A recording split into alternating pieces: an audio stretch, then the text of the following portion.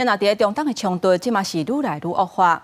以色列20对叙利亚的首都发动空袭，造成5个人死亡，其中4个人是伊朗革命卫队的成员。伊朗的总统是随出来呛讲，因会甲以色列报复。受到空袭的警调一直请下，现场民众惊甲四界走。以色列当地20对叙利亚首都大马士革发动空袭，和民众真惊吓。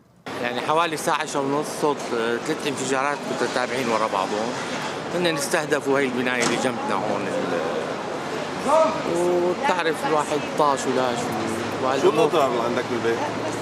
كل شيء بلور، كل شيء المطبخ في سور البناية اللي وقعت طار وفات بالمطبخ عنا. 以色列长期以来一直针对叙利亚国内甲伊朗有关系目标轰炸，特别是去年伊朗支持的巴勒斯坦武装组织哈马斯袭击以色列了后，以色列对相关的打击行动采取更加激烈的手段。英国人权组织叙利亚人权观察站指出，以色列目标是伊朗革命卫队加亲伊朗巴勒斯坦派系的领导人，当时的飞弹是对一栋4层楼的建筑做攻击，造成真侪人死亡。 伊朗的半官方媒体每日通讯社证实，革命卫队的叙利亚情报干部甲伊的副手，还有部分叙利亚士兵甲伊朗的平民，拢伫即届攻击内底牺牲。对此，伊朗的总统莱西发出声明，会对以色列展开报复。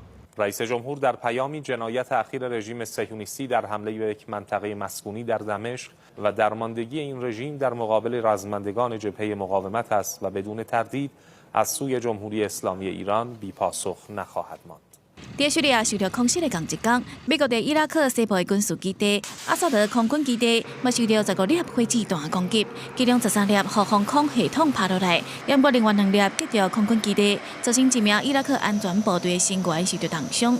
美国官员表示，这个攻击是伊拉克国内武装分子发动的，技术在保护美国在以下冲突内底小听以色列。国际新闻台是唐平友。